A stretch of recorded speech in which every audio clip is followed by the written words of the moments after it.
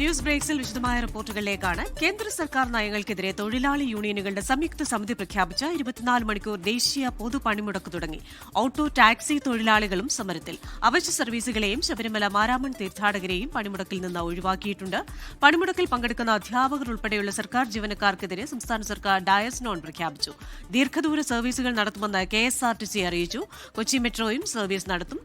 ഇതിന്റെ വിശദാംശങ്ങളുമായി തിരുവനന്തപുരത്ത് നിന്ന് അലക്സ് റാം മുഹമ്മദ്, ഡൽഹിയിൽ നിന്ന് ബൽറാം നെടുങ്ങാടി, കൊച്ചിയിൽ നിന്ന് വിപിൻ സി വിജയൻ, കോഴിക്കോട് നിന്ന് നിഖിൽ പ്രമേശ് എന്നിവർ ചേരുകയാണ്. ആദ്യം നമ്മൾ പോകുന്നത് തിരുവനന്തപുരത്തേക്കാണ്. അവിടെ അലക്സ് റാം മുഹമ്മദ് ഉണ്ട്.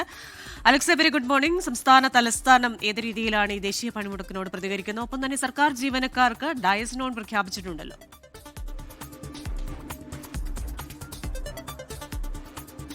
Christina, very good morning. Christina, വിവിധ ആവശ്യങ്ങൾ, പ്രത്യേകിച്ച് പുതിയ ലേബർ കോഡ് പിൻവലിക്കുക, ഒപ്പം മഹാത്മാഗാന്ധി തൊഴിലുറപ്പ് നിയമം അത് പുനഃസ്ഥാപിക്കുക തുടങ്ങി വിവിധ ആവശ്യങ്ങൾ ഉന്നയിച്ചാണ് സംയുക്ത ട്രേഡ് യൂണിയൻ സമിതിയുടെ നേതൃത്വത്തിൽ രാജ്യവ്യാപകമായ പണിമുടക്ക് 24 മണിക്കൂർ പണിമുടക്ക് സംയുക്ത ട്രേഡ് യൂണിയൻ സമിതി പ്രഖ്യാപിച്ചത്. ആ പണിമുടക്ക് കേരളത്തിലും പുരോഗമിക്കുന്നു. ഒരുപക്ഷെ പണിമുടക്ക് അതിന്റെ ഏറ്റവും ശക്തമായ രീതിയിൽ ഉണ്ടാവുക കേരള സംസ്ഥാനത്തായിരിക്കും എന്നുള്ളതാണ് തൊഴിലാളി നേതാക്കളുടെ തന്നെ അവകാശവാദം.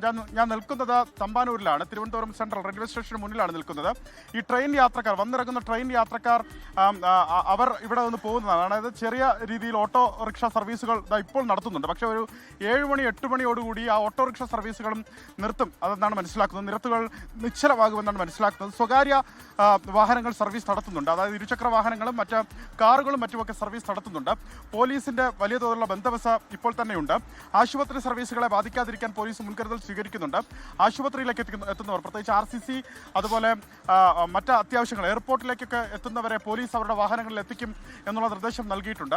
ഈ സമരത്തിന്, പ്രത്യേകിച്ച് കേരളത്തിലെ ഈ പണിമുടക്കിന് CPM-ഉം CPI-യും പിന്തുണ അറിയിച്ചിട്ടുണ്ട്. കോൺഗ്രസ് സ്വന്തം നിലയ്ക്ക്, അതായത് INTUC സ്വന്തം നിലയ്ക്ക് പണിമുടക്കിൽ ഭാഗമാകുമെന്ന് അറിയിച്ചിട്ടുണ്ട്.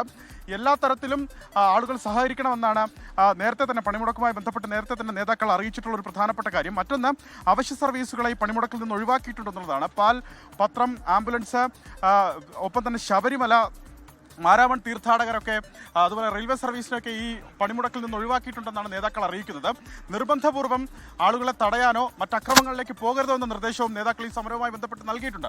തൊട്ടപ്പുറത്ത് ബസ് സ്റ്റാൻഡ് കാണാം. ബസ് സ്റ്റാൻഡ്, അതായത് തമ്പാനൂർ ബസ് ടെർമിനലാണ് കാണുന്നത്. ഇന്ന് രാവിലെ ഞാൻ 6 മണിക്കാണ് ഇവിടേക്ക് എത്തുന്നത്. 6 മണിക്ക് ശേഷം ഒരു KSRTC ബസ് പോലും അവിടെ നിന്ന് സർവീസ് നടത്തിയിട്ടില്ല എന്നുള്ളതും പ്രധാനപ്പെട്ട കാര്യമാണ്. KSRTC ഭാഗികമായി സർവീസ് നടത്തുമെന്ന് KSRTC മാനേജ്മെന്റ്, ഭാഗികമായെന്നല്ല, KSRTC സർവീസ് നടത്തുമെന്ന് മാനേജ്മെന്റ് അറിയിച്ചിട്ടുണ്ട്. അവരുടെ പ്രതീക്ഷ ഒരുപക്ഷെ ഭാഗ്യമായി സർവീസ് നടത്താൻ സാധിക്കും എന്നുള്ളതാണ്. കാരണം BMS ഈ സമരത്തിൽ പങ്കാളികളല്ല. BMS പങ്കെടുക്കുന്നില്ല. BMS-ഉം അതുപോലെ മറ്റ് സന്നദ്ധരായി വരുന്ന തൊഴിലാളികളെ വെച്ച്, ജീവനക്കാരെയും വെച്ച് KSRTC റൺ ചെയ്യാമെന്നൊരു പ്രതീക്ഷ KSRTC മാനേജ്മെന്റിനുണ്ടായിരുന്നു. പക്ഷേ KSRTC പൂർണ്ണമായത് ഈ ഘട്ടത്തിൽ നിശ്ചലമാണ്. ദീർഘദൂര ബസ്സുകൾ പോലും ഓടുന്നില്ല എന്ന് വേണം മനസ്സിലാക്കാൻ. ഇനി ഈ റൂറലിലൊക്കെയുള്ള സ്ഥിതി എന്താണെന്നുള്ള കാര്യം കുറച്ച് സമയം കഴിഞ്ഞതിന് ശേഷമേ അറിയാൻ സാധിക്കുകയുള്ളൂ. സാധാരണഗതിയിൽ ഈ റൂറൽ ബസ് ഡിപ്പോകളിൽ നിന്നുള്ള സർവീസുകളെയാണ് ഈ വഴിയിൽ തടയുന്നത് അടക്കമുള്ള കാര്യങ്ങൾ ഉണ്ടാവുക. അതെന്താണെങ്കിലും ഈ ഘട്ടത്തിൽ റിപ്പോർട്ട് ചെയ്യുന്നില്ല. ജില്ലയുടെ പലയിടങ്ങളിൽ നിന്ന് അത്തരം ഒരു കാര്യങ്ങൾ റിപ്പോർട്ട് ചെയ്യുന്നില്ല. നിലവിൽ ഓട്ടോറിക്ഷകൾ ഭാഗ്യമായി സർവീസ് നടത്തുന്നുണ്ട്. സ്വകാര്യ വാഹനങ്ങൾ നിരത്തിലുണ്ട്. കടകമ്പോളങ്ങളെല്ലാം അടഞ്ഞു കിടക്കുന്നു.